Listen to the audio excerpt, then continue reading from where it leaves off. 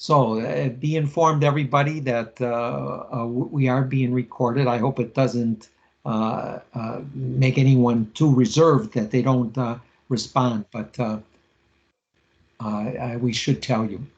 Okay, I want to get going, and we'll begin with Baby, get that pizza. we'll begin with our prayer for St. Patrick. Happy St. Patrick's Day, everyone. It's really, even though we don't celebrate it quite like St. Joseph, where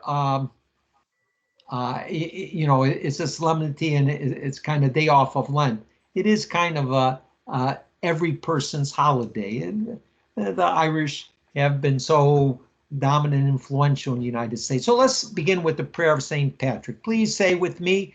Maybe you want to mute your speakers so we don't sound like cacophony, but let's say together. May the strength of God pilot us. May the power of God preserve us. May the wisdom of God instruct us. May the hand of God protect us. May the way of God direct us. May the shield of God defend us. May the host of God guard us against the snares of the evil ones, against temptations of the world. May Christ be with us. May Christ be before us. May Christ be in us. Christ be over all. May thy salvation, Lord, always be ours, this day, O Lord, and evermore. Amen. Well, once again, welcome everybody. We're going to do this a little bit different than the history class that we just had. There's so much material and so little time that I'm not going to do a lot of reviewing. And again, I said this before, this is not so much an academic experience for me as it is a spiritual experience that I hope to give. I hope all of us are enlightened about the gospel and maybe can use this material to think about. And Good Friday, when we hear the gospel of John proclaimed, the Passion of Christ. So let's begin. When we think of the Passion of Christ, a number of events come to mind. I think this is true for everyone. The disciples sleeping as Jesus experiences a kind of trauma in the garden. Another one, Jesus standing for the members of the Sanhedrin who accuse him of blasphemy. Another one, Pilate washing his hands of responsibility for the death of Jesus. Another one, Simon of Cyrene helping Jesus carry the cross. And among many others, Jesus forgiving the good thief. These we always associate with the Passion of Christ. But these events of Jesus' passion, so engraved in our minds, are not found in each gospel. And none of these 5 examples that I just gave are found in the Gospel of John. There are differences in which each evangelist portrays Jesus's passion and death. Often these are significant discrepancies. And sometimes the Gospels contradict one another. So we're going to take a look at these discrepancies and even a couple of the contradictions that we have. When I say contradictions, I mean some say that this happened at this time, and others would put the same happening, but at another time. That's one of the contradictions that we see. Let me just give you another one. In John, Jesus alone carries the cross. No mention is made of Simon of Cyrene. Now, it could be that John knew that Simon carried the cross part of the way with Jesus, but it doesn't seem to be the case. And why? Well, we're going to examine that when we come to the to that part of the story, which will be next week. So we must realize that at the beginning of a study of any gospel, the evangelist never intended to write a strict biography of Jesus. That was not any of the evangelist's intention. What the evangelist meant to do was to help his readers, his community, know and believe in Jesus Christ. And so they shape the traditions that they have in order to make Jesus Christ more more attractive to the people. I think we can say that. Now, this does not mean that nothing in the gospel is factual. No, far from it. When I don't mean to say that all of the evangelists invented the story. No, but it should warn us not to get upset if an element of the gospel that we are reading seems out of place. If it doesn't conform to the idea of the passion that we have engraved in our minds from hearing the passion read in all four Gospels. We accept each of the four Gospels as true in the way we might say a friend is true. It is written for our good. Indeed, it is written for our salvation.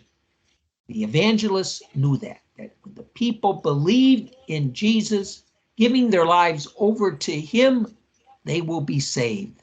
And so they wanted to make Jesus as desirable a figure as they can, but they do it in different ways. One very evident difference between John and the Gospels of Matthew, Mark, and Luke is the occasion of the Last Supper. This is one of the contradictions I alluded to before. In Matthew, Mark, and Luke, the so-called synoptic Gospels, the Last Supper is the Jewish Passover supper, but not in John. In John, the Passover takes place on the day Jesus dies, the Passover supper that evening. And the Last Supper in John is an anticipatory. Jesus gathers his community together, his disciples together, to have this one last meal with them, and it will be a kind of Passover meal, but it isn't on the designated Passover day. I want to give a few notes on the theology of John. You can see me going down this list here, just the theology of John the Evangelist. That might say John's way of thinking about Jesus. In the Gospel of John, Jesus is always conscious that he is the Son of God who came down from heaven. Where in the Synoptic Gospels, Jesus avoids being called Messiah, in John, he exalts in it. Why does he avoid being called? Because he's afraid that he would be misunderstood. And yet, there's also, we can say, a growing consciousness of Jesus as being Messiah and what all that means in the Synoptics. But in the Gospel of John, right from the beginning, Jesus is aware that he is the Son of God and will tell this to the people. As Messiah means anointed one, the anointed king, Jesus has power over everything. He can therefore make the claim in John, no one takes my life from me, but I lay it down on my own. This is John 10. I have the power to lay it down and the power to take it up again. Throughout the gospel, the authorities will try to seize Jesus or try to stone Jesus, but he always frustrates their efforts because he is not ready to lay down his life. When he is ready to lay down his life, he prepares everything so that it will happen in just the way it should happen, so that people will come to believe in him. We heard this in, I think it's this Sunday's gospel, that Jesus says, when I am raised up, all people will come to me. What he means is that when he is raised up on the cross, the people will come to believe in him. And also there's a double meaning there. When I am raised up in the resurrection, people will come to me. Of course, not everyone becomes believers, but it is interesting that, and we'll see this next week, at the cross, there are all kinds of people there. Pilate is there, the Jews are there, Jesus' mother and Mary Magdalene and the beloved disciple are there. There is a kind of a congregation of people around them because he's being raised up as he planned as to draw all people to himself. Okay. Jesus is also the Son of Man in the Gospel of John, as he is in the other Gospels. Now, sometimes the Son of Man means that Jesus is human, but in the Gospel of John, it especially means the Son of Man that we see in the book of the prophet Daniel, the one to whom the Father God gives dominion over the heaven and the earth, the one who is to come to judge the heaven and the earth. Therefore, if he is the judge, he cannot be judged. And so he says to the high priest Annas, we're going to see this today, why ask me? Frustrating the priest's investigation. And when Pilate attempts to query Jesus, Pilate will be told, you would have no power over me if it had not been given to you by my Father. Again, he is not to be judged. He comes as judge. And we're going to see how that really takes place. Even though Jesus is on trial, the evangelist John makes it seem that not Jesus, but Pilate is the one being tried. We'll see this. It's one of the major points in this passion narrative. Okay, now another point in theology of John is that when Jesus is lifted up on the cross, he is not so much suffering as we see in Mark and Matthew, but he is triumphant. He is reigning as king from the cross, and all the people are coming to him. His friends, he has his court around him, his friends and his mother. Quite a powerful scene.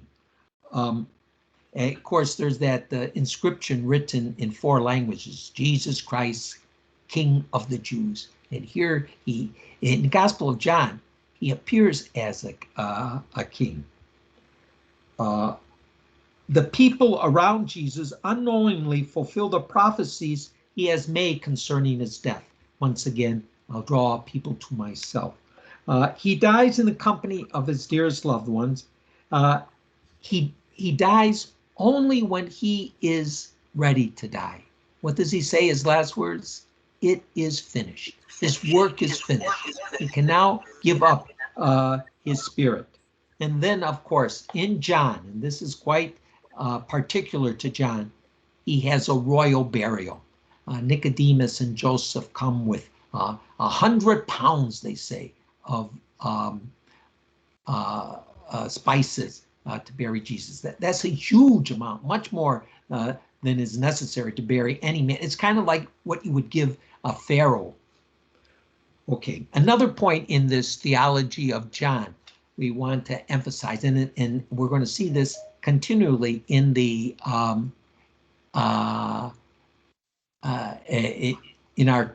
in these talks. Jesus is the light of the world. Light and darkness are key symbols throughout the 4th gospel. The Jews will need lanterns and torches when they look for Jesus in the Kidron Valley. But Jesus is there without the aid of lamps because he is the light. In the trial before Pilate, which takes place before dawn, Jesus stays indoors, which is lighted by lanterns, but is also lighted by his presence, while the Jews remain in the darkness outside. Again, it's early morning, but it's 4 o'clock in the morning when it's still dark outside. The evangelist often makes use of irony. Now, this is very important. I'm going to say a lot of things about this gospel or in this gospel are ironic. The writer, John, not John the evangelist. Most of the scholars are positive about this. It's not the same John, son of Zebedee. Who is it exactly is hard to say. We're going to talk a little bit about eyewitness and how it got to the final writer. But in any case, he had a great sense of irony. Irony, as you may know, the use of words to express something different from and often opposite to their literal meaning. Let me see. Excuse me. Let me see what David's got. Yes, David, can't you get in? Okay. What do you? Oh,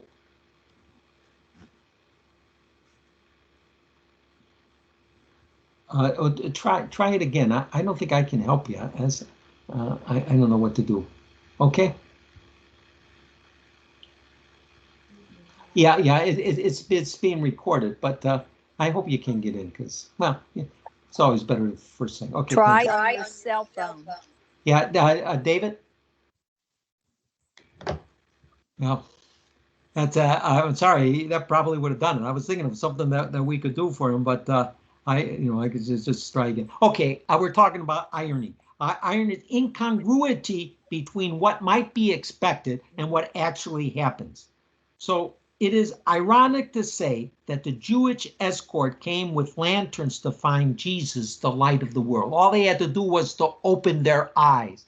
But of course, their eyes are blinded. They don't see Jesus as the person he is, the Son of God. It is deeply ironic when the high priest Caiaphas says that it is necessary for one man to die rather than the people perish. He says this actually not during the Passion narrative, but before. But we're going to treat this scene where he says it. He says it is necessary for one man to die rather than the people perish. Now, what he's thinking of is necessary that Jesus die so that the Jewish people will not perish. But that's not what happens. Yes, Jesus dies, but the Jewish people perish because they don't believe in him. Jesus dies so that his followers may not perish. His followers may have life. This is part of the irony that pervades this gospel. We read John's account of Jesus' passion every Good Friday. We might say that John's sense of Christ reigning from the cross turns a dismal event into a moment of glory. It is said, it is what makes this Friday good. This gospel was written for those who have been persecuted by powerful forces, but who sense that God is with them makes them defy all earthly powers as of little importance. It gives the evangelist community who was being persecuted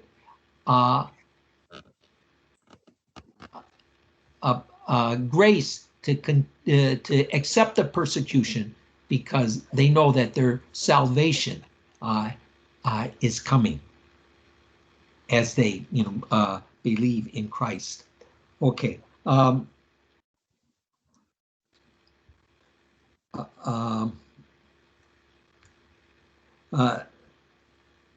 In this reflection, we will focus on the intentions of the evangelist John in writing the gospel.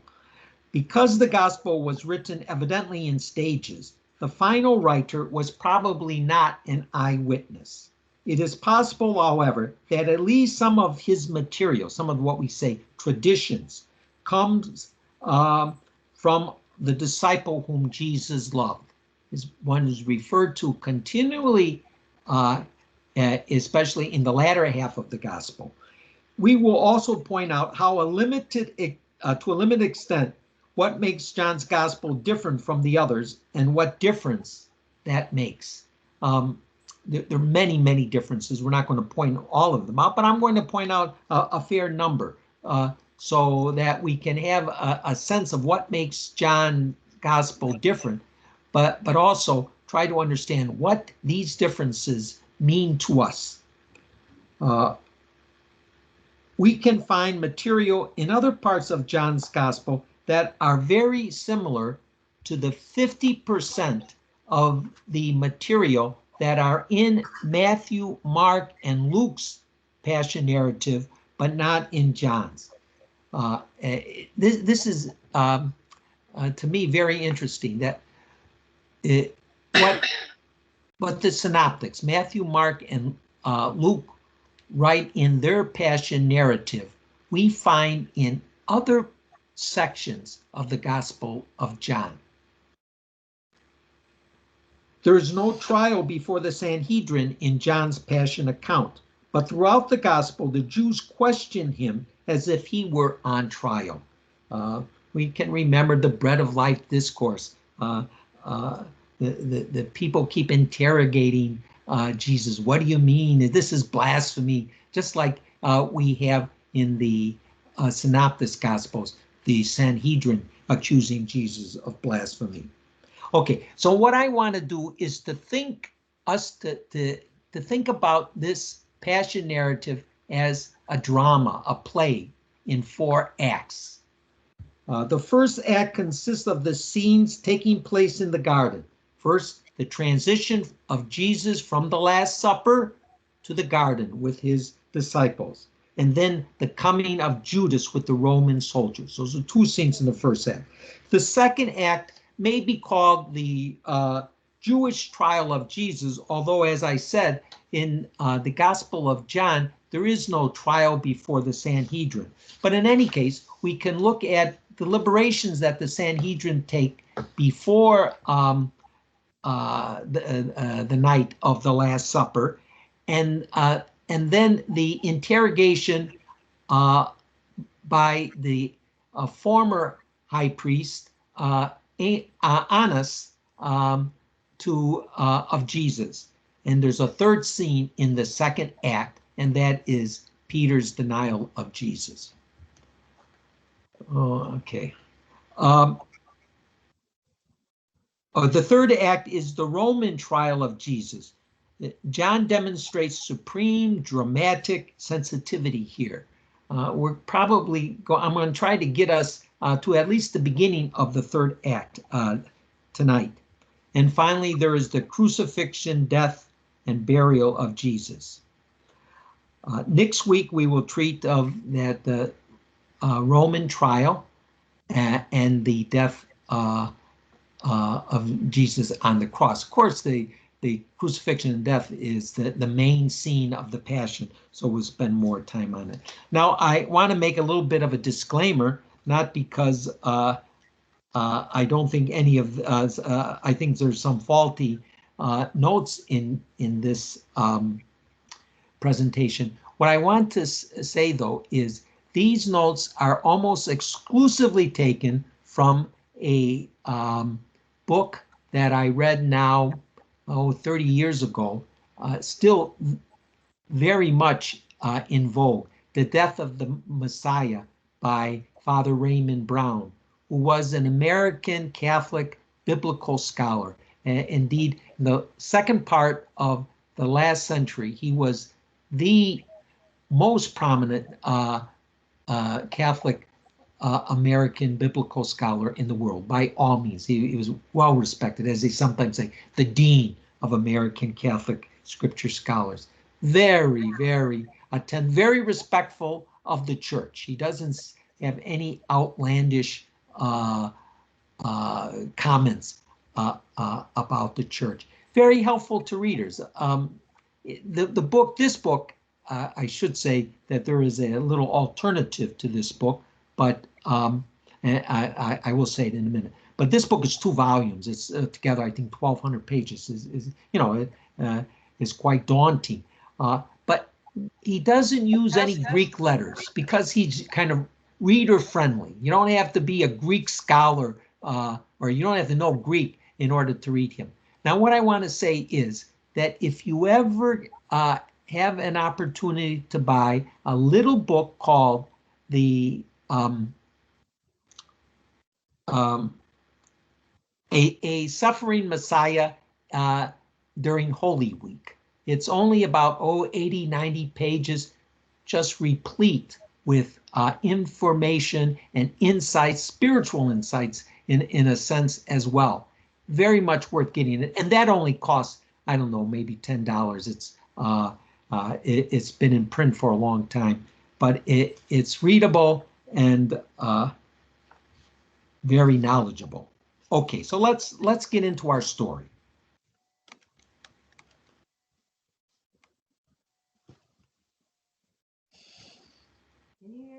So the first act is where we can say the arrest of Jesus.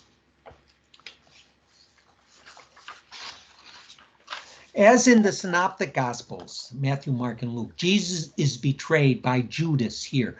But here Jesus is not pictured especially troubled by the death he is about to endure. On the contrary, he tranquilly awaits his captors. With two simple words expressing his divinity, he shows his power over them. So just a little introduction to what we're going to see in this play. So the first scene is the transition from the Last Supper to the garden where Jesus is arrested. In John, there isn't a name for this garden that Jesus goes to, but evidently John has the same garden in mind that Matthew, Mark, and Luke name. In Matthew and Mark, it's Gethsemane. Luke doesn't like to use Hebraic terms, so it's the Mount of Olives. But it's the same place across the Kidron Valley from Jerusalem. I suppose, you know, a couple of miles away. Now, this place has a significance in Jewish history. This is where David came when he had news that his son betrayed him. His son Absalom, who rebelled against his father's kingship and was killed in a war with David's troops. In Matthew and Mark, Jesus is in anguish. He's in tears because of, let me see if I got,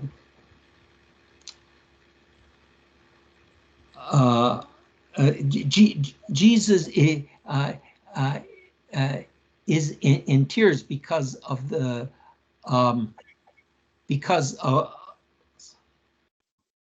excuse me, I forget it.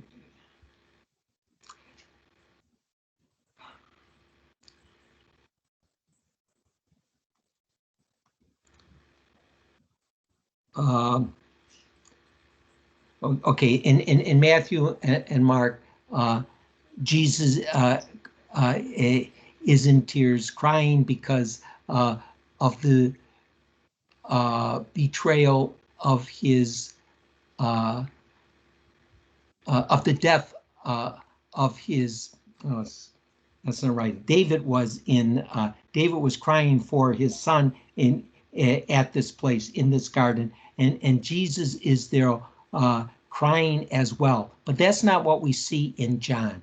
In John, Jesus is there pictured as the betrayed one, as and he shares that with David, not the crying because of David's death and Jesus's trial that is to come. Let me just say a couple words about Judas in John. Okay, shared sense of betrayal. Good. Now will come, Judas comes with the Roman soldiers. Judas in John. Here he is not just, Judas is not just interested in money as in the synoptic gospels. No, in John, Judas is thoroughly corrupt. John describes how Judas lies how Judas lies when he complains that the perfume used by Mary to anoint Jesus should have been gone for alms, since he did not care about the poor. That's a lie when Judas says that. If you remember, Jesus is at Mary's house. Mary's this brother, the sister of of Lazarus, whom he raised from the dead, and Mary comes and anoints her. And then Judas has this kind of cynical criticism. Why that money should she shouldn't anoint him. He should take the oil, sell it, and give the money to poor. He doesn't. But the irony here is Judas doesn't care about the poor. He is just a bad person who wants to complain and to criticize Jesus, the good person. In John, Judas is so evil that he steals from the common purse. His betrayal is highlighted by John writing that Satan entered Judas at the Last Supper. But even so, neither Judas nor Satan has power over Jesus, who shows foreknowledge of the betrayal and even mandates that it be done quickly. Remember at the Last Supper in John, Jesus says, okay, when he sees Judas ready to go, he says, go and do what you're going to do it quickly. Jesus is in control of the situation in John's gospel, because he is the anointed Son of God with predilection of what's to come. Only John pictures Judas arriving with Roman troops. Jesus is not surprised at all by the coming of the Roman troops, as you get the impression that Jesus is surprised in the synoptics. No, he's waiting for them. In John, this is significant, I think. Judas does not attempt to kiss Jesus. Why? Because John does not wish to show Judas as having any privilege in Jesus's company. Judas is, after all, a very bad man, and so John does not want to portray him as having any advantage over Jesus by making this false kiss. Along with the Roman soldiers accompanying Judas, John describes how some guards from the chief priests and Pharisees are carrying lanterns. Now, I said this before. It's a part of John's irony that these men have to use lanterns in order to find Jesus, the light of the world. If they would just open their eyes, they would be able to see Jesus, because he is the light. Of course, their eyes have been blinded. Probably John has another reason for including Jewish guards here. John wants everyone to recognize that this arrest of Jesus was just not a Roman doing, but had to do as well with the Jewish people, that the Jews were accomplices in the death of Jesus. Okay, now we want to talk about the number of soldiers. This translation says that a band of Roman soldiers was accompanying Jesus. Well, what do they mean by a band? Probably it means a cohort. Now, these terms, military people may have an idea of what these terms are. Of course, there you have a different kind of military 2,000 years ago. It's not the same thing as was today. But it is thought that this band was a cohort which is made up of 600 soldiers. And that's significant. Why? Because it exemplifies the importance of Jesus. He is a king of great stature. So as the President of the United States, when he visits England, there probably will be thousands of troops, an honor guard, with many troops, and a parade and that. Well, this is what John conveys here, 600 troops. But even more amazing, when Jesus initiates the conversation. He's, as I say, he's the one who plans out everything. He says, well, who do you seek? And then they answer, Jesus. And Jesus says, I am. And they fall to the ground. Now, you probably heard this before. The words I am are at least part of the answer that God gives to Moses at the burning bush. Moses asks God to give him his name, and God says, I am who am. John shortens that, I am. But at this divine name, which Jesus can use legitimately because he is the Son of God, the soldiers fall to the ground. That's the power that Jesus has. Again, no one takes his life from him. When he's ready, he lays it down and he will take it up again. That's John from John 10 at the end of the Good Shepherd narrative. We have people come in. I'm sorry that our friend David Del Mori never made it in today, but he'll have the video if he wants to look at it.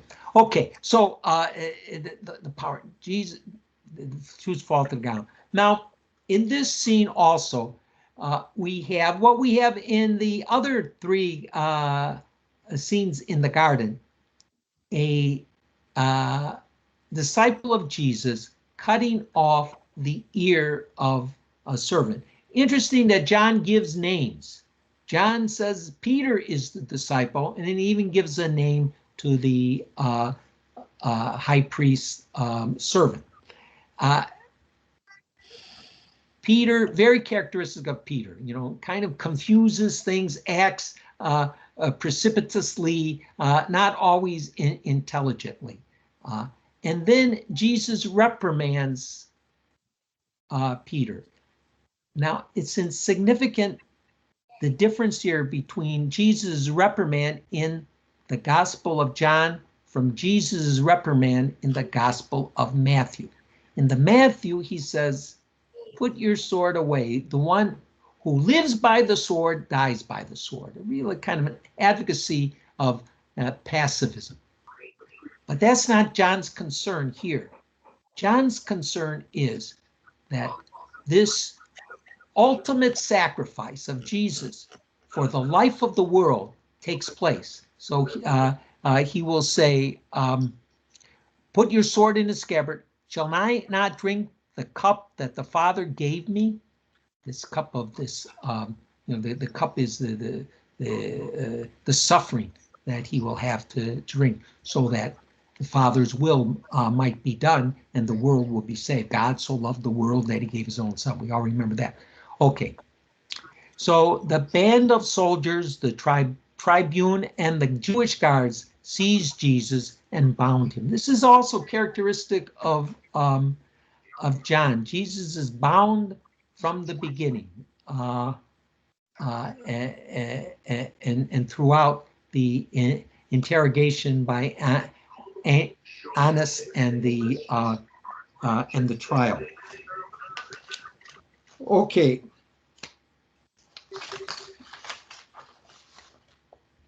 Now, oh, one more very important part. I didn't. Oh yeah. Okay, here's the fifth. Very important part here. We remember this is a significant difference between the Gospels of Matthew and Mark, and here the Gospel of John. In Matthew and Mark, what happens when the arrest party takes away Jesus? His disciples run away, run like bandits. They don't want to be caught as well. They cower. But in this gospel, Jesus arranges for their safe passage. He had called them friends at during the Last Supper, and now he makes sure that his friends are safe. So we don't have that great scandal of the disciples running away from Jesus when Jesus is in need. But Jesus arranged it. Let these go. You know, I'll go with you. Okay, now I want to ask you to just to do a little reflection. As I said, I didn't want this to be so much of a class, even though I know it involves kind of a literary criticism that we're doing. But I hope this has some spiritual help for you. And I want to ask a question in that light. But first, let me ask if anybody has any questions about what I just said. You know, everything I just said in the first part.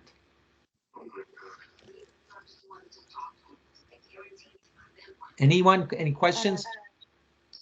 I do. This is Janet. Yeah, Janet? It said they fell and they all fell down. Soldiers fell down or the disciples? I'm sorry, I didn't hear the question exactly. Please say it again. It mentioned that they all fell back or fell down. Yeah, yeah. Was it the soldiers or the disciples? No, the soldiers. And that's part of the point. Jesus has power over these Roman soldiers. It's just because he is the Son of God, the anointed Messiah. He has power over the soldier. His words, his very words have power. In the beginning of Genesis, God's words creates the universe. Jesus's words uh, uh, flattens the soldiers.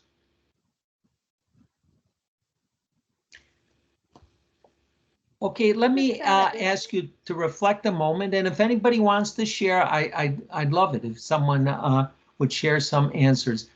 In this part of the Passion, Jesus is pictured as sending the Roman army to the dirt as he proclaims, "I am." The message is that no human power can stand up to God.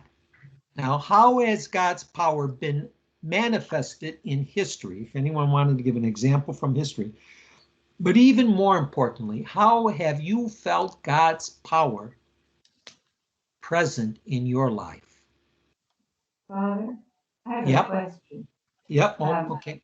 On a few pages back, it was when Jesus was arrested, it was the Roman soldiers, the Jewish guard, and the triune, or some word like that.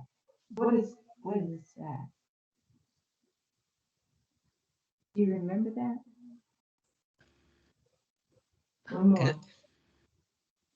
Go before this. This is where I talk about the guards. Oh, Banners on the down guards at the and chief bottom. priests. Yeah, down at the bottom, the very last word. And the band of soldiers, the tribe, triune. and the Jewish guard sees Jesus bound him. Ah, very interesting. And I'm sorry, I think this was the leader of the soldiers. Okay, thank you. Yeah, that's who it would be.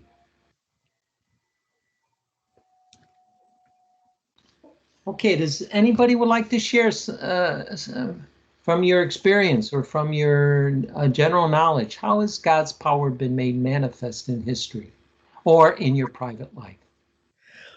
I have one when he parted the sea. Okay, good, yeah, true. I can think of one. Yeah. Can you hear me? Yeah, sure. Well, during World War II, when the atomic bomb was dropped in Japan, Yep. there was a monastery of, I believe it was a priest monastery, and it was the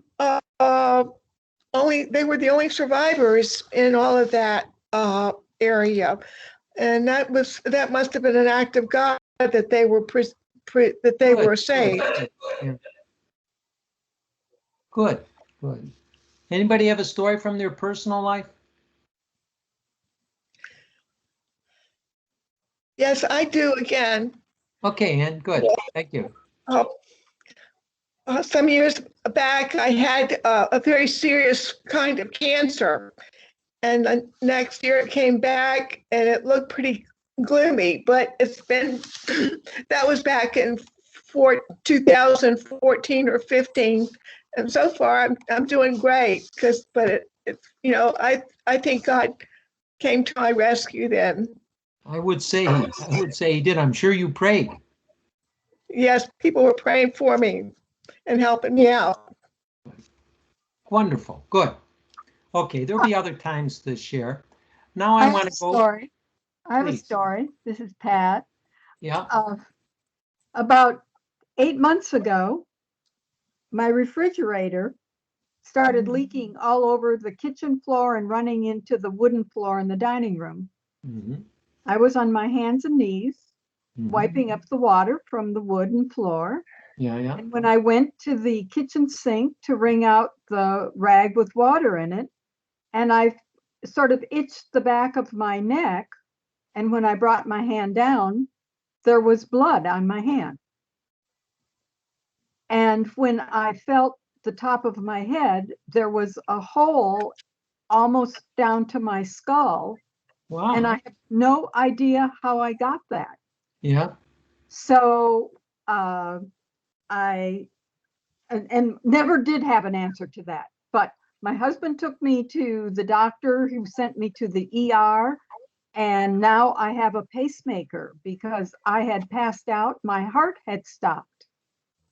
And the refrigerator was God's method of getting me to know that, because no doctor, and I go to the doctor regularly. Mhm. So I think that was God showing me in my life how I can be cared for. So it was a miracle, as far as I'm concerned, a miracle. I see. So because of the refrigerator leaking, you were down and you happened to touch your head and you discovered this, and that Right. indicated that you Right. were out of it, I guess, for a while. I mean, I must have hit my head on something, but I don't know Right. what.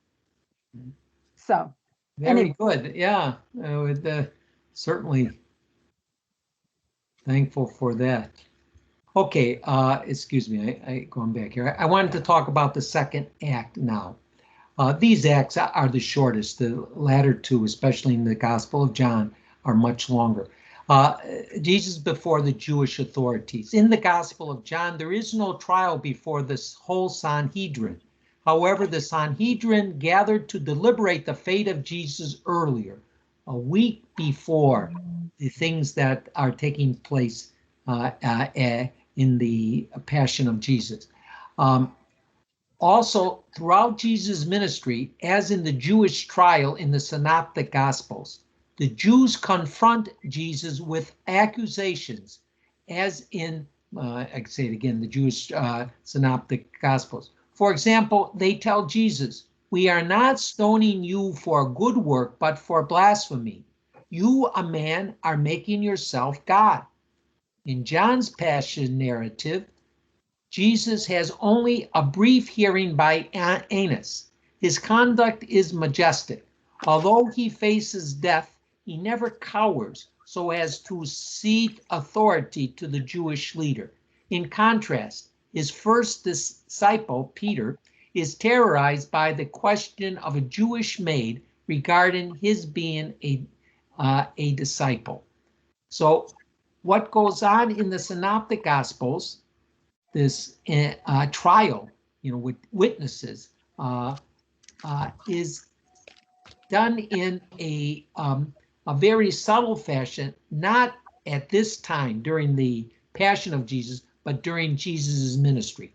People question Jesus and they make accusations about Jesus.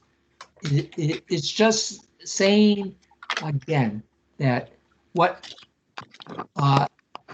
John tells the story in a very different way from Matthew, Mark, and Luke. Okay, the Jewish trial in John.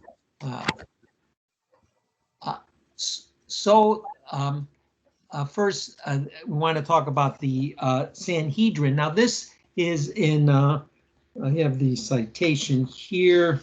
Yeah. John 11 chapter 47 to the 53rd verse. John describes a deliberation by the Sanhedrin that ends in a decision to put Jesus to death. It's not a trial because Jesus is not there. But just as in the Synoptic Gospels at this point, the motive of the Jewish leaders in condemning Jesus is concern about the temple. What does Caiaphas say? If we leave him alone, all will believe in him, and the Romans will come and take away both our land, and he means especially the temple, and our nation. Okay. The Jews have reason to suspect Jesus undermining the temple, because when remember the cleansing of the temple, he said, if this temple is destroyed, I will rebuild it in 3 days. So Jesus has kind of hinted at a destruction of the temple. But of course, Jesus was referring to his body. But the Jews believed that he was speaking of the actual temple in Jerusalem. Nevertheless, in the Sanhedrin session, the Jews feared the Romans destroying the temple, as Caiaphas just said, if we let them alone, the Romans are going to come and take away our land, and especially the temple and the nation. And this actually happened 40 years later when there was a Jewish revolt. The Romans came and destroyed the temple. In that deliberation, Caiaphas, the high priest, made a prophetic statement that he himself did not really understand. He said, "It is better for you, the Sanhedrin, that one man should die instead of the people, so that the whole nation may not perish." Now, this is very interesting, because what John the evangelist wants to say is that this person, Caiaphas, is a man to be respected. His words have truth to them, but they have truth not because he knows what he's saying, but because he is the high priest, and God would have the high priest speak the truth. Let me try to explain again what the truth is. Not what Caiaphas thinks. Caiaphas is saying that we have to have this man die so that the Jewish people may not perish. When Jesus dies, it's his followers that don't perish. They become not only the disciples, but of course us today, or the Christians throughout the centuries, that we not perish because Jesus died. So his words have truth, but ironically, not the way Caiaphas intended.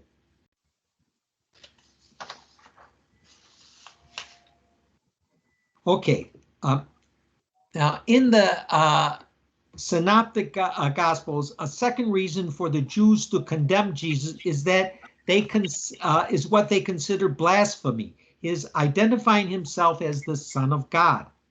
John does not pick up this theme in either the appearance before Annas or in the proceeding of the Sanhedrin. However, in an extended debate with the Jews in chapter 10, it ends with an attempt on Jesus' life. Jesus is asked if he is the Son of God, and Jesus indicates that he is. At this point, the Jews want to stone Jesus for blasphemy. Let's see if we can get David now. Okay. David, welcome.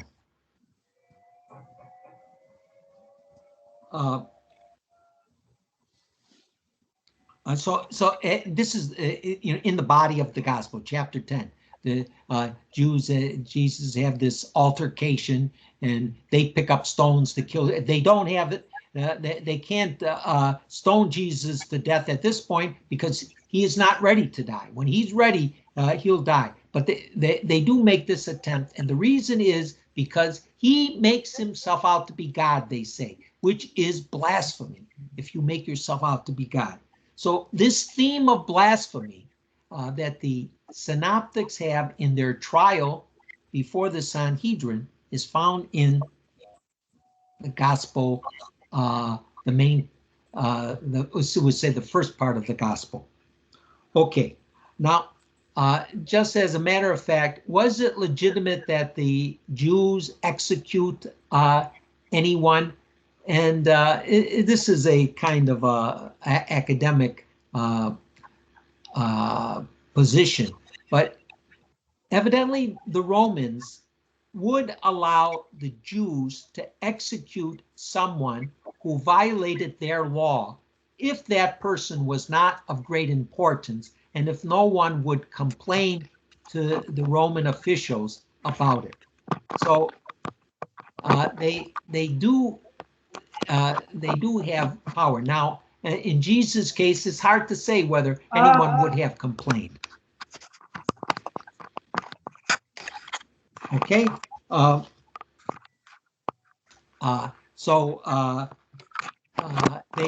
Jews will bring Jesus to the Romans for execution.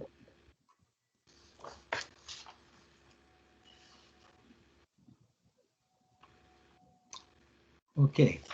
Now, this is the first scene, what happens in this deliberation of the Sanhedrin a week before. The second scene is Peter's negation outside Anas's house. Now, this is it's very interesting what John is doing here. He talks about Jesus being brought to this high priest Annas' house. And then he talks about Peter coming along with this other disciple and Peter being interrogated by this maid outside of the house. But what is at play here is John the Evangelist wants to tell us that while Jesus is being interrogated inside the house, Peter is being questioned outside the house. Where Jesus tells the truth, answers truthfully inside the house, Peter lies outside the house. This difference, huh? Peter is in the dark outside. Jesus is always in the light because he is the light of the world inside, telling the truth. Who is this other disciple that we see at this point? Where does it say here? Now, the other disciple was known to the high priest. It's just a question that helps us to appreciate a little bit more about the disciple whom Jesus loved. It seems, although it is not stated directly, that this other disciple, unnamed, is the disciple whom Jesus loved, who also goes unnamed throughout John's, well, he's only present in the second half of the gospel. Okay, yeah, we're used to thinking of this disciple as John, the son of Zebedee, but there's no real basis. Now, there may have been fathers of the church who taught this, but there's no internal evidence that this beloved disciple is John, the son of Zebedee. and it makes more sense to treat him as a particular person, a person, by the way, who may never have been chosen as an apostle. He was a disciple. We all know there were many disciples, but then 12 chosen to be apostles. This was a disciple who had a particularly close relationship with Jesus.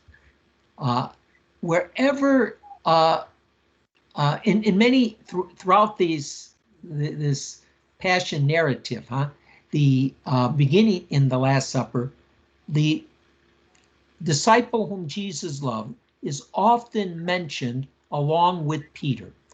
And interestingly, he always seems to do better than Peter. In this case, Peter lies about Jesus, denies Jesus.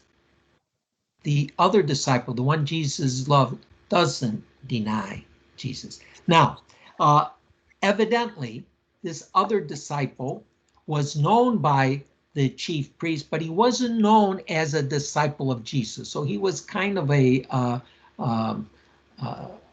private, hidden disciple of Jesus. And yet, and this is what's important for us, he loved Jesus, and Jesus especially loved him.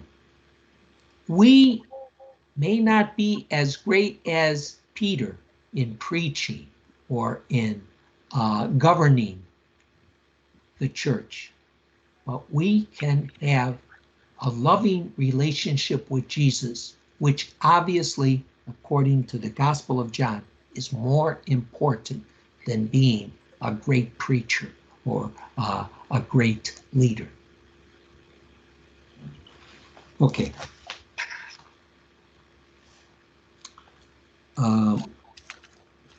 We'll see more about this beloved disciple as this story proceeds. Only in the Gospel of John does Peter deny being a disciple of Jesus. All four Gospels tell about Peter's denial.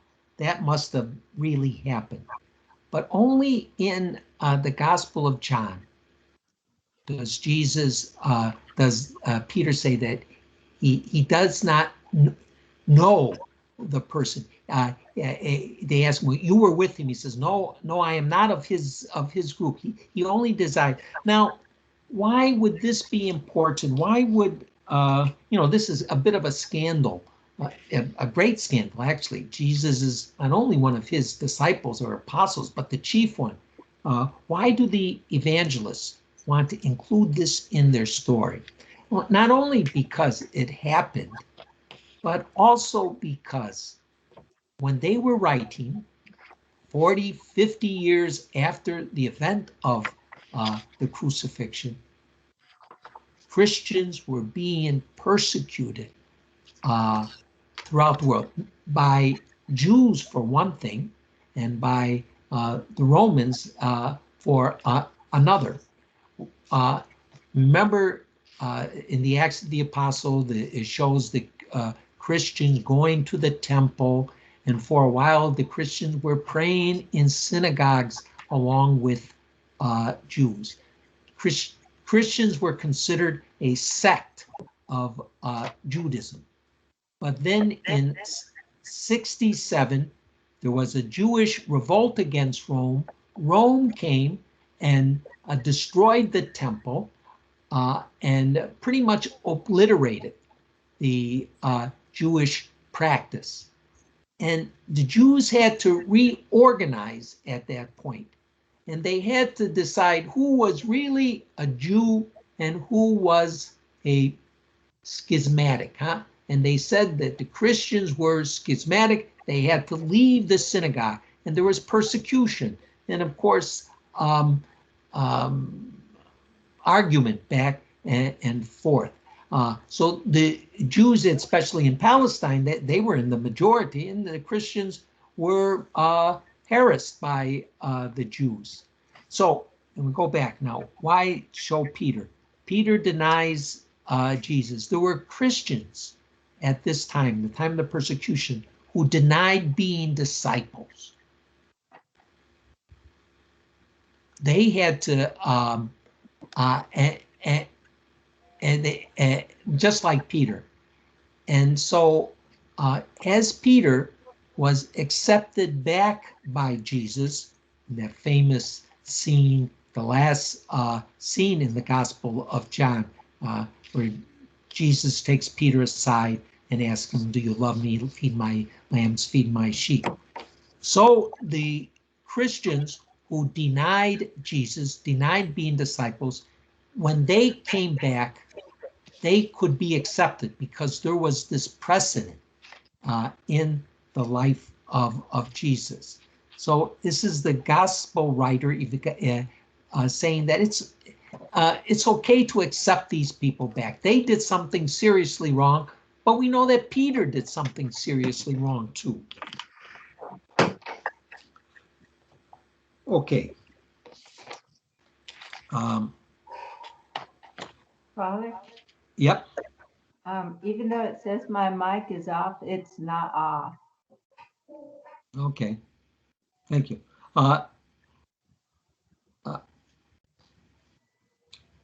John, yeah, I just referred to this. In John, we don't see anything of Peter crying at this point, Peter remembering what Jesus said. That's in the other Gospels. In John, nothing is said about Peter's reaction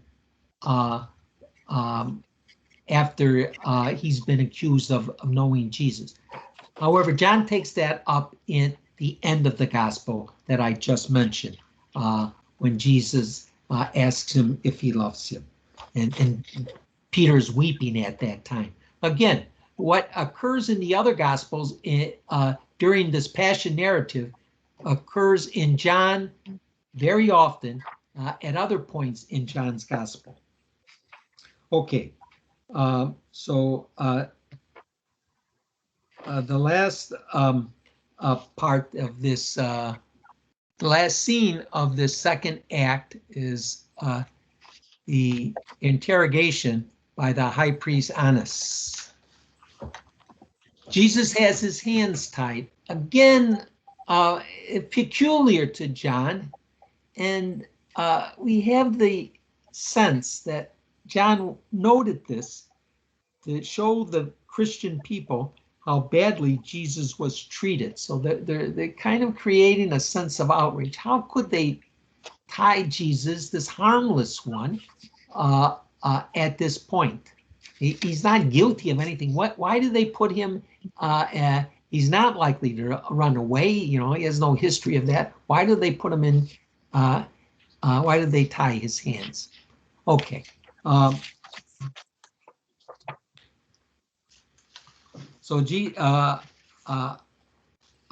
Annas interrogates Jesus. Now, it's quite like John the Evangelist to show a one-on-one encounter, Annas and Jesus. There is a Jewish guard in the background, but it's mostly these two. We see this throughout this gospel, one-on-one encounters.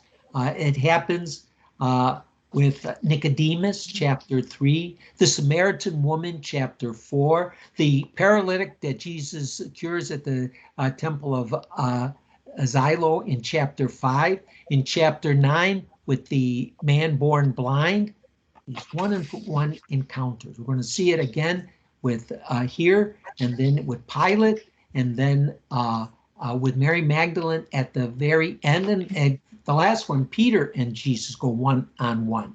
Some of these people accept Jesus and some of them don't. But the evangelist wants to give us a sense of we have to encounter Jesus one-on-one and decide whether he is, as he claims, the light of the world, or is he just another, you know, another preacher, for lack of a better way of saying it. Nobody can really try Jesus. Huh? He's the judge. He is the Son of Man. Not even the representative of the Roman emperor. On the contrary, Jesus stands before others, be it Annas here, Nicodemus, Samaritan woman, as judge, and they themselves as either for or against Jesus as the truth and the light.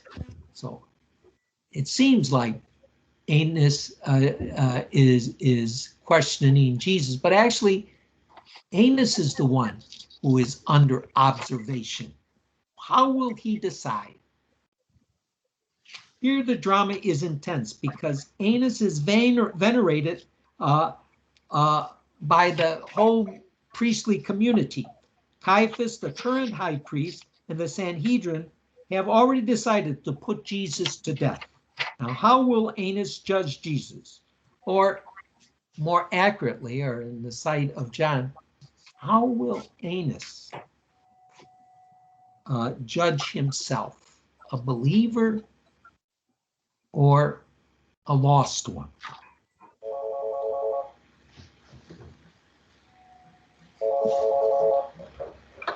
Meanwhile, Peter is being interrogated outside. John wants to emphasize that what is done to Jesus will be done to the disciples. Now, again, I mentioned this before. This is John as a storyteller, being a master storyteller. He has arranged it so when Jesus is being interrogated inside, Peter is being interrogated outside at the very same moment. Jesus testifies to the truth, and Peter lies. Annas asks Jesus about his teaching, but Jesus responds truly that he always taught openly, hiding nothing. Jesus' uncooperativeness, he doesn't really help the conversation, is meant to give witness of how Christians were to witness the accusations of Jesus in their persecution. Excuse me. How they were to when they are called in by the authorities, whether the Jewish authorities or the Roman authorities, for believing in Jesus. Now Jesus gives them an example. They are not to lie, but they are not to false. They are not to do any pleading either. They are neither to lie nor to plead their case. They're simply to say the truth, the simple truth. And then one of the guards strikes Jesus. Now, this is kind of like a little reminiscence of the beating that Jesus receives in the other Gospels, Matthew and Mark. Luke's beating, I think, is very subdued as well. But in Matthew, Mark, Jesus is beaten and spit upon at this point by the Jewish guards. Here he just gives a little slap. And we shouldn't think of this slap as really hurting Jesus. He's actually beyond being hurt. He is the Son of God. You really don't hurt Jesus. But it causes outrages in Jesus, in the people for whom this gospel was written, if you will, for us. What does this guy hit Jesus for? He didn't say anything untruthful. He just answered in the very simplest way. Okay, now this is the end of the second act. And I want to ask again, are there any questions about what I said? I hope I'm clear enough that you can follow what I say and maybe, kind of appreciate some of the richness of this gospel. But if I left anything unclear, please let me know, and I'll try to clarify it right now.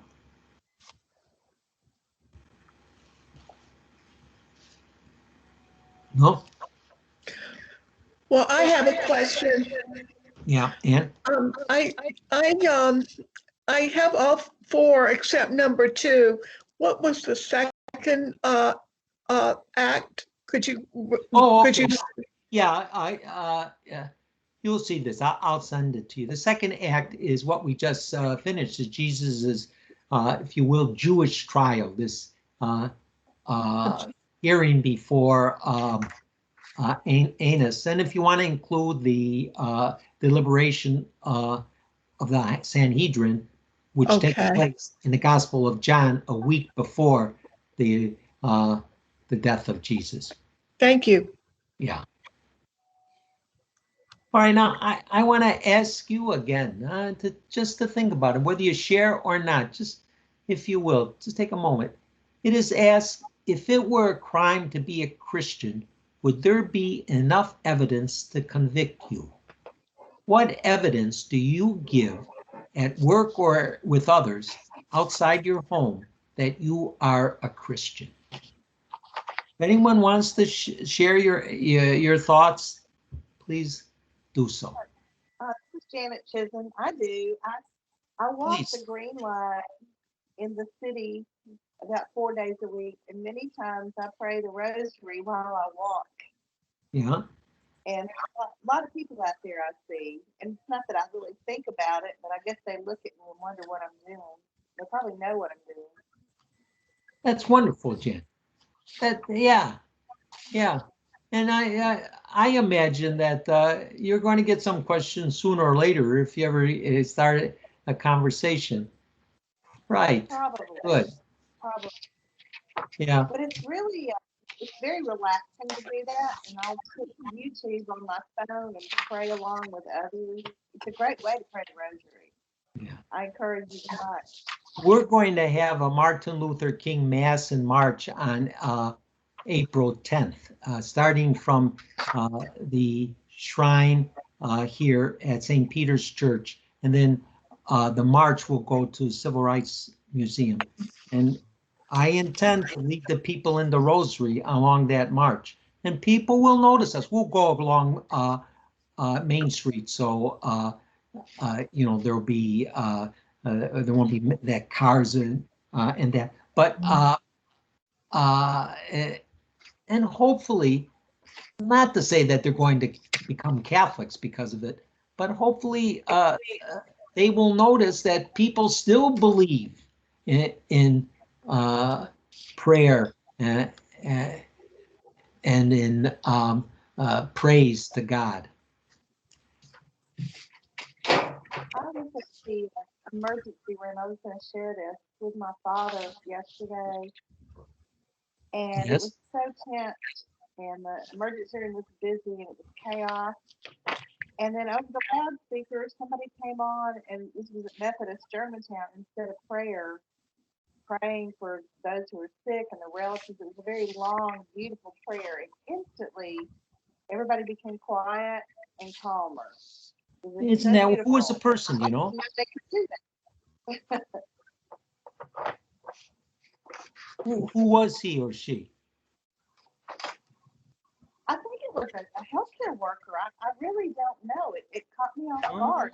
Oh, interesting. Yeah. I came loudspeaker, and it was for the healthcare workers and those waiting for care and their family members, and it was Right. so peaceful. It brought peace to me instantly, and I think Yeah, everybody. yeah. Oh, in those situations, people don't, they may talk, but they usually don't really have much to say, and they appreciate that. And well, some might be a little resentful for whatever reason, but they're usually respectful as well. They don't tell you to stop, but that's wonderful.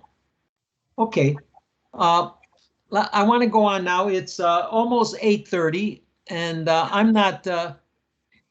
I don't want. People can, of course, leave whenever you have to leave. I want to go for at least another 15 minutes, so we get at least to the beginning of the first scene in Act 3. But there's a lot of preliminary information that I want to give.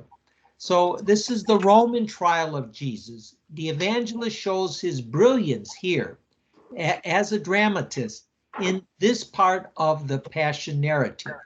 He does not introduce new characters like Matthew. Remember Pilate's wife, only in the Gospel of Matthew. but the manner in which he arranges the action of the trial demonstrates that the true judge is the accused, that is Jesus, and that the supposed governor, the supposed judge, Pilate, is the person on trial. This is an example of dramatic irony. Things are very different from what they seem. Okay, just a number of background notes.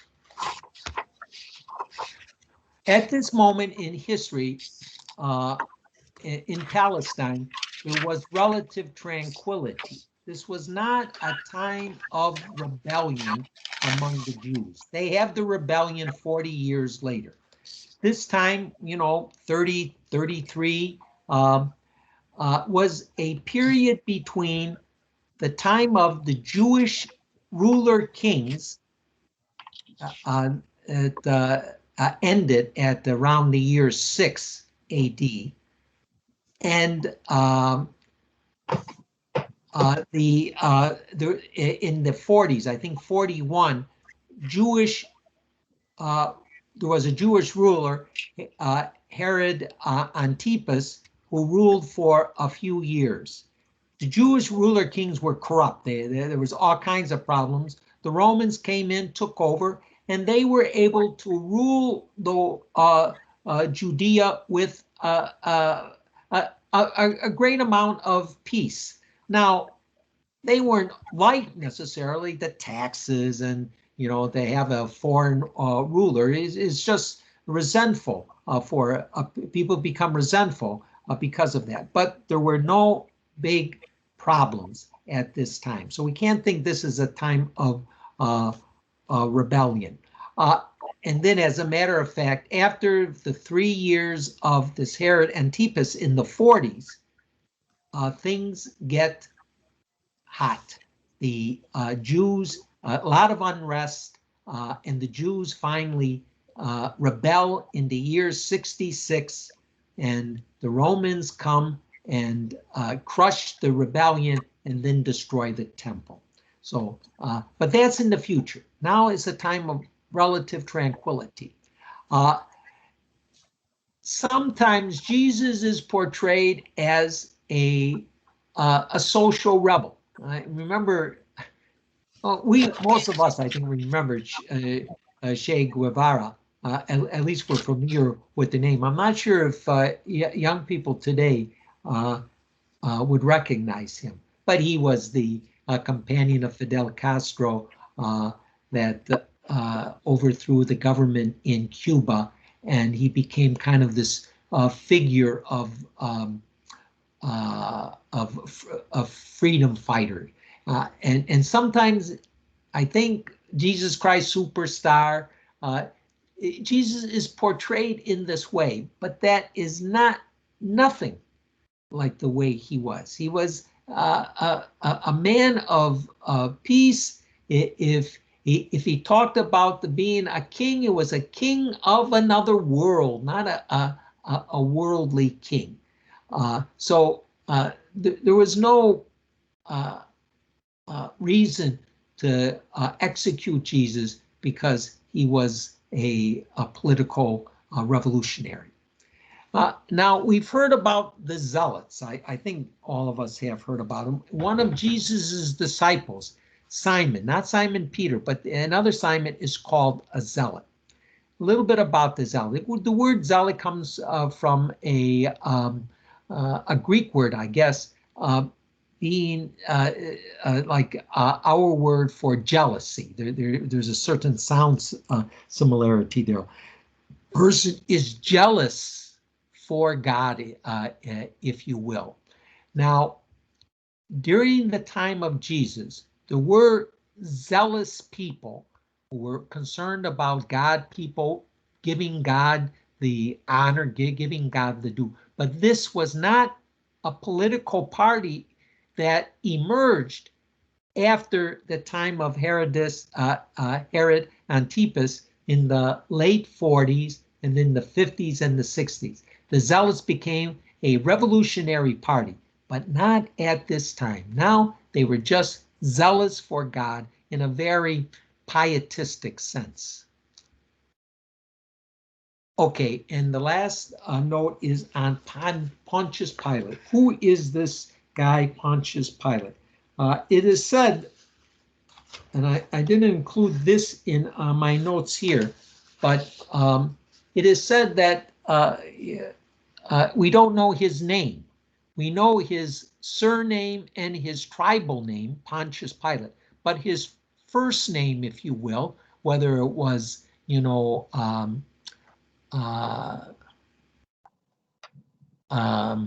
say Brutus, I think is a first name. Thinking about Cassius is an old Roman name. We don't know. Just we know his surname and his tribal name. How can we judge his leadership? Well, he was Roman prefect, or if you will, governor. I think the correct name is prefect, from 26 to 36 AD. That's 10, 11 years. Now, that indicates that there was stability there. That indicates that he probably was a fairly good ruler. For example, after Pilate, 46 years after Pilate, there were 13 Roman prefects. So you divide 46 by 13, you get just 3.5 years per prefect but Pilate was there 10, 11 years. So he must have done some things right to remain there so long. In one of the Gospels, and this is something that we can listen for on Palm Sunday when we hear the Gospel of Mark. In Mark's Gospel, Pilate is cruel. He really doesn't have any sympathy at all for Jesus. Not in Matthew. Remember Matthew? Pilate washes his hands because this man is innocent. In Luke, Pilate recognizes that Jesus is innocent, and here in John also, Pilate is almost a friend of Jesus. He's having this kind of lively conversation with Jesus. So only in Mark do we get the sense of a heartless ruler judge.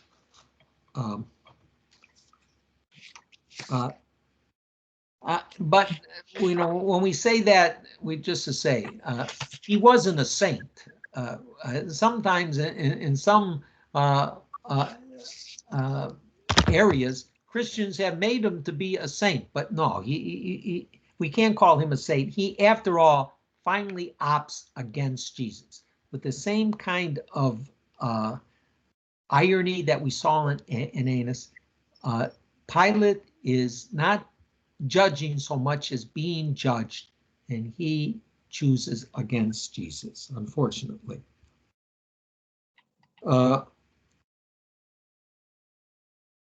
This is the only trial that Jesus has in John's Gospel. There is no trial before the Sanhedrin, as the procedure before the Jewish authorities was a questioning without witnesses or verdict. The question that Pilate is especially concerned about during the trial is what kind of king Jesus is. This is a very important question. We find this same question with the same words repeated in each of the four Gospels. I've told you many things where the Gospel of John differs from the other Gospels. Here, all four have the same question. Are you a king? And Jesus answers, yes, I am a king. And Pilate has to determine, well, what kind of king is Jesus? Is he a king with an army that's going to threaten the peace that Rome has made? Or is he, the Nat King Cole, the king of music, huh? Something like that, or a spiritual king that's is not going to threaten the order. Pilate has to decide. Excuse me, Father. Yep. Um, Will you mention about his wife trying to tell him? Excuse me? Pilate's wife tried to tell him to don't hurt Jesus. That was in Matthew, though, huh? And Okay. now we're talking about something, a kind of another reality. There's no hint of Pilate's wife in John, nor in Mark or Luke. Matthew just brings in this person. Whether Matthew had sure knowledge, or it may have been some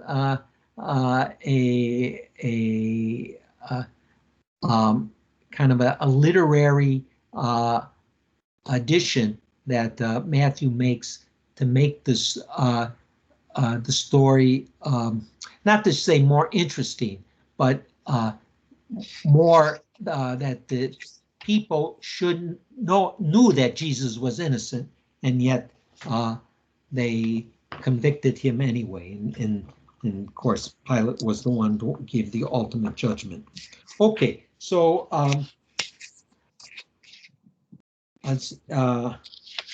Pilate is concerned about what kind of king Pilate is. Now, this is the trial unfolds in 7 scenes, and I'm going to point these out. The switch from one scene to another is often subtle, but you're going to see it and then see the purpose of this going back and forth. We're going to see. But anyway, while the scenes go back and forth, Pilate is going from the light of the world inside the praetorium,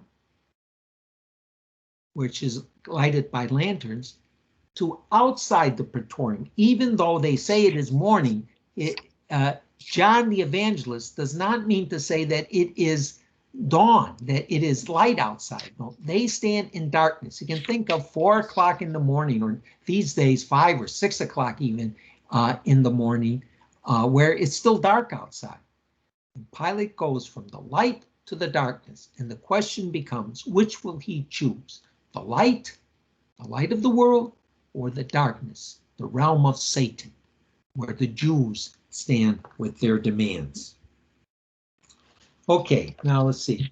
Why don't I go 10 more minutes and we can get into the trial a little bit, and that will take some of the pressure off completion next week. Is that okay? Sure. Okay. All right, good. Yep. I'll just take a little bit more. So here we are, the first thing: darkness outside and light inside. Only John pictures Pilate's palace, the praetorium, as the background of the trial. This is something original with John. John emphasizes that the Jews do not want to enter the palace where Jesus is, and that it is still dawn. In other words, early morning, not yet light, when the questioning takes place. I've just explained that. Lightness inside, darkness outside. But there's more to the irony here. John's purpose is to indicate that Jesus, the light of the world, is inside the praetorium, while the Jews remain in the darkness outside. Meanwhile, Pilate shuttles between light and darkness, trying to decide for himself about Jesus. We should be getting the idea that it is God judging Pilate, not Pilate judging Jesus. Will Pilate choose in favor of the light of the world inside his palace, or the forces in darkness outside? And because Pilate is the representative of Rome, it is not just he who is being judged, but all the governors of the world. This is a heavy thing that's taking place now. The Jews do not want to enter the tribunal because doing so would make them unclean on preparation day. This is the day of preparation for the Paschal celebration. And if they enter the tribunal, they would become unclean. So they say outside.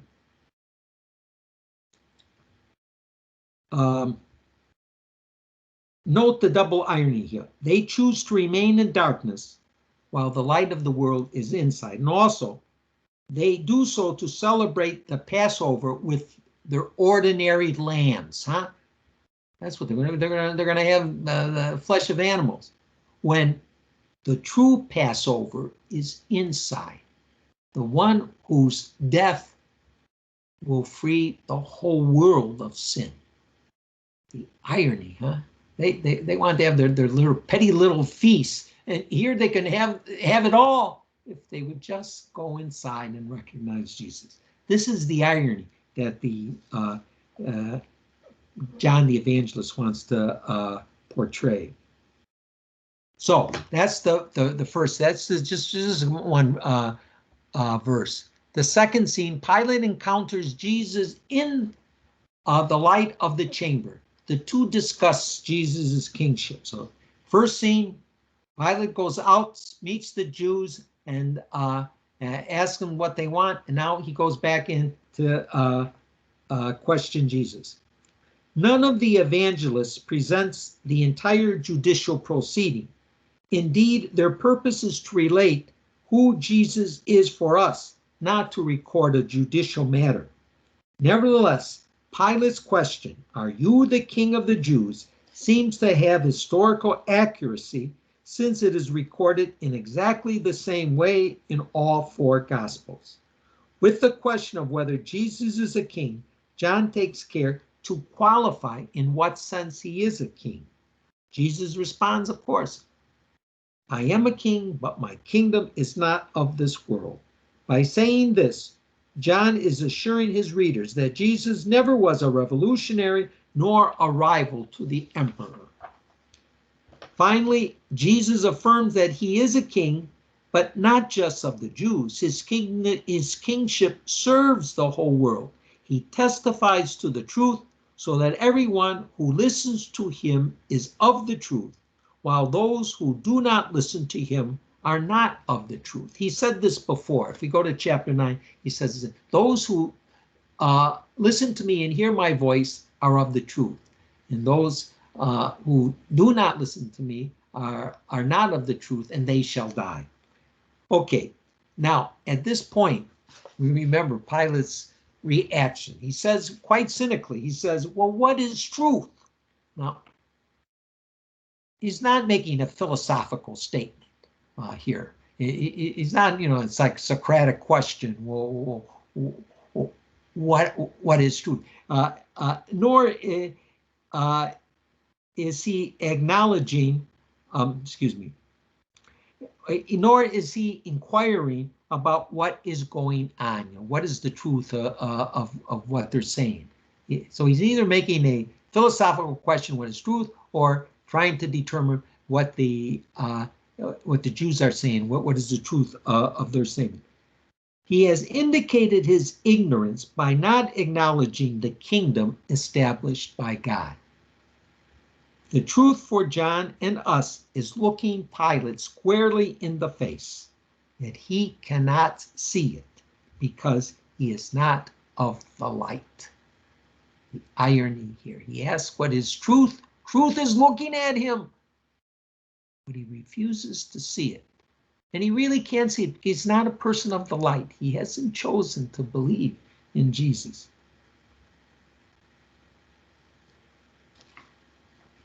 Okay, we'll go one more.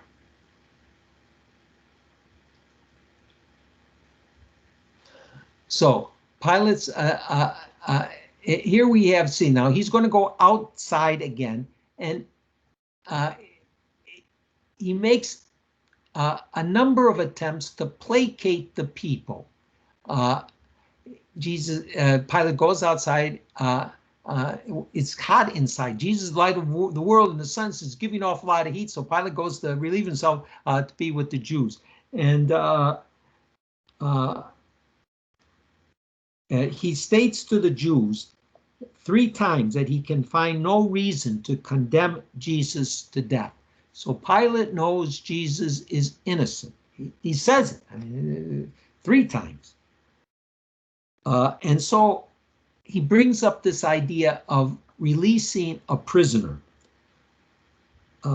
this is according to John, I believe in this gospel, so a custom as a way of escaping his dilemma of being bullied into executing an innocent man.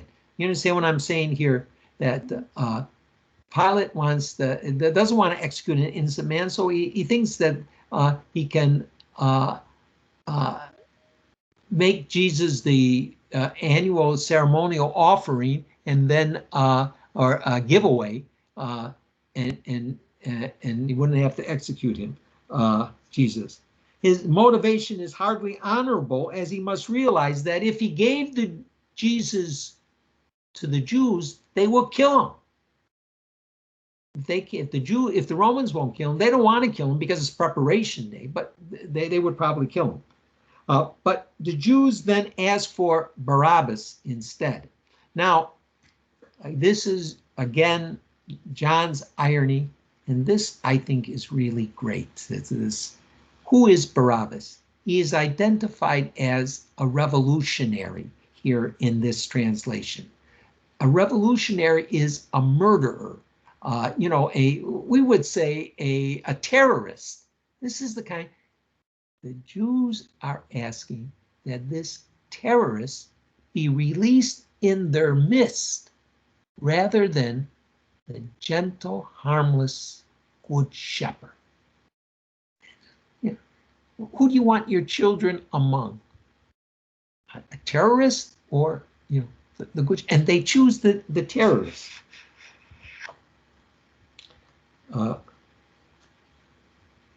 With the story of Barabbas, John wants to indicate that the Jews are not simply making a mistake in condemning Jesus. Rather, they are quite deliberately opting for evil. Fourth scene, that's the third scene. Pilate goes outside and says that Jesus is innocent and offers them Jesus as his kind of goodwill Paschal gift.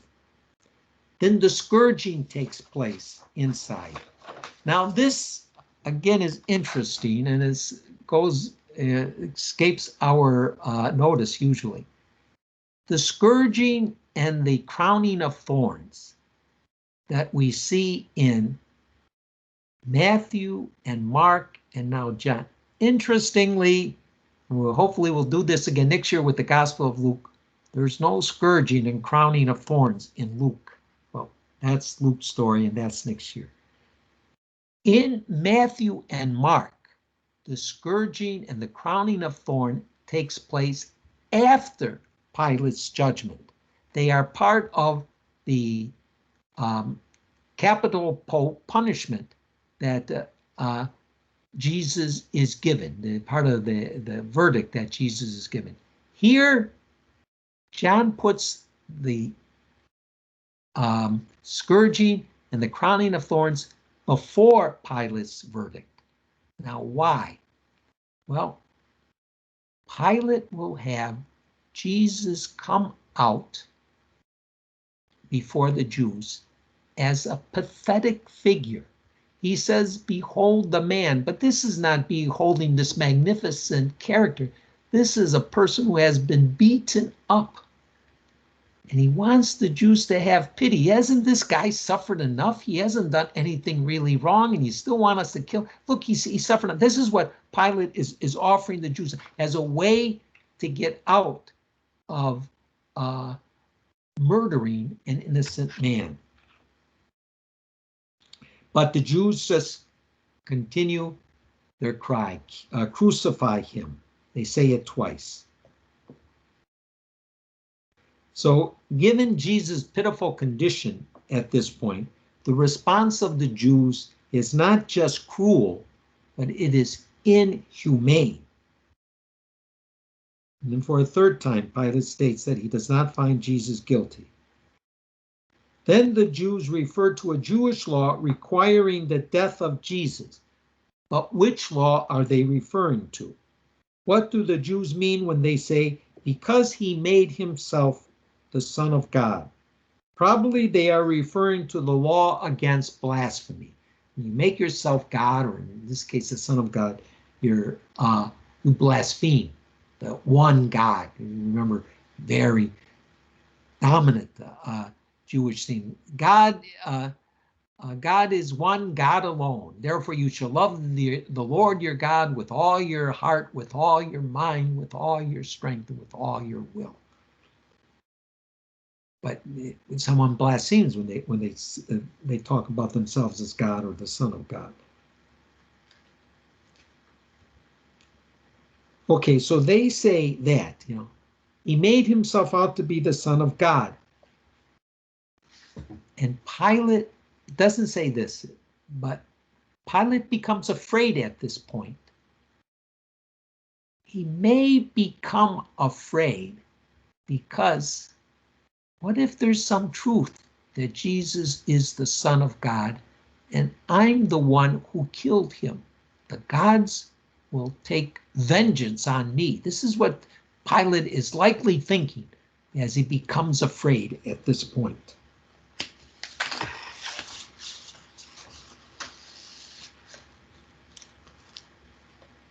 Okay, let's see now. He became afraid. Now, I just want to make one point before we leave tonight, and that is this. I don't think any of us have prejudice against Jews. Maybe it's sometimes, we thought about that, but certainly none of us would do anything harmful to Jews. But for centuries, Christians have persecuted Jews using this trial in John and especially in Matthew as an excuse. The Jews killed Jesus, and in Matthew it says, his blood be on us and on our children. And it gave people, the church has repeatedly said, especially at the Vatican Council, you cannot blame the Jews, neither all of the Jews at the time of Jesus and no Jews today, for the death of Jesus. So we have to make that clear that in our talking against Jews, we do not mean to demean the Jews. They, after all, are still God's chosen people. Okay, are there any questions now? We'll pick up here next time. Father, I just wanted to say that the Romans also tried to push it off on the Jews. The Romans were like, "No, we didn't do it. The Jews did it." Why do you say that? Because they kept trying to make sure that they just weren't responsible. That they said and did things kind of so the blame would shift to the Jews. I certainly John wants to include the Jews in responsibility for the death of Jesus. That's for sure. The Romans are the ones who did the dirty work, but the Jews were instigating them, and as we said from the very beginning, the Jews were with the Romans when they took Jesus into custody. Do you see what I say? This going inside and outside. This is, I think, significant and very interesting. John arranges it. People are outside. Pilate goes outside. He comes inside. Comes outside. He's the man in the middle. He must choose. We're going to see how he chooses next week. Let me just show you one other thing. I've been working on this Passions of Jesus in the four Gospels for about 30 years. And I've written a number of stations of the cross according to the Passions. In other words, the stations, not just the traditional stations, Jesus falls 3 times, Jesus, Veronica wipes, but some of these scenes that we've seen already and that we're going to see next week. I've written in the Stations of the Cross form, and we've published it to some friends of mine from Fort Worth were the inspirations of this, And if anyone wants a copy, we have them. If I can see you, I'll give it to you. If not, if you want me to mail it to you, then, well, it takes about $3 to mail it. But the books are $4. They're bilingual. I guess everyone here would use the English, but anyway, they are bilingual and available. So if you're interested, you can write me or call me, and I'll get it to you.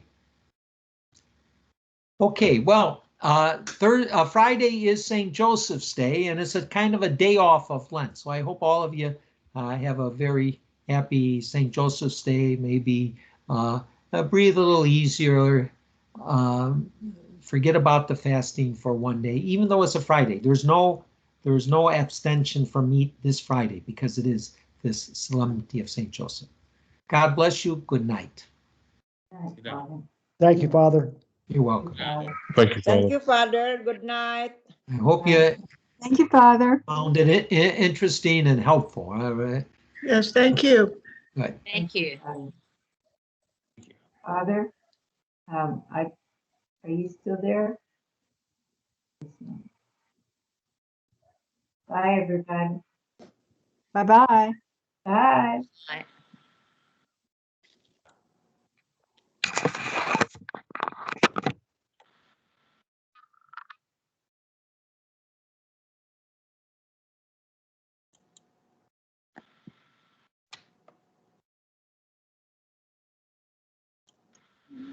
Okay.